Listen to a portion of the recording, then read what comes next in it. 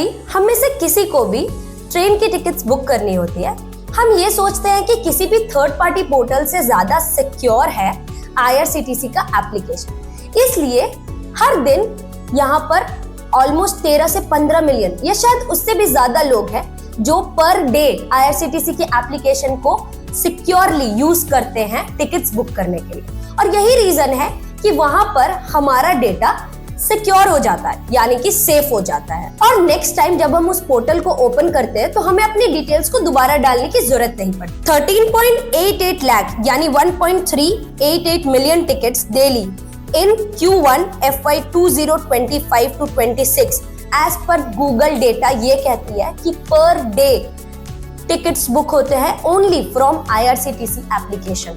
IRCTC के पास 13 और शायद 20-25 लाख से भी ज्यादा पैसेंजर्स के डिटेल्स जैसे कि फोन नंबर, उनका कंप्लीट नेम, और जब आप पेमेंट करते हो तो पेमेंट की पोर्टल्स, लिंक्स, बहुत सारी ऐसी चीजें हैं जो सेव्ड है। और आप बिलीव नहीं करोगे कि इस डेटा का प्राइस 5 से 10 हजार करोड़ के बीच में आता है। 2022 में IRCTC ने एक टेंडर पास किया था जिसमें उन्होंने प्राइवेट कंसल्टेंट से हेल्प मांगी थी for giving details on how we can monetise this data. But online IRCTC को बहुत ज्यादा ब्लैक क्लासेस मिले, जिससे कि उसे फाइनली सोशल मीडिया पर ये पोस्ट करना पड़ा कि एक्चुअली में they were trying to check on some business ideas और उनका ऐसा कोई मोटिव नहीं था कि वो हमारे डेटा को सेल करें। उस टाइम पर हमारे इंडिया में ऐसी कोई स्ट्रिक्ट लॉ नहीं थी डेटा प्रिवेसी के लिए, इसलिए उस टाइम ऐसा कोई स्ट्रिक्ट एक्शन होता भी नहीं।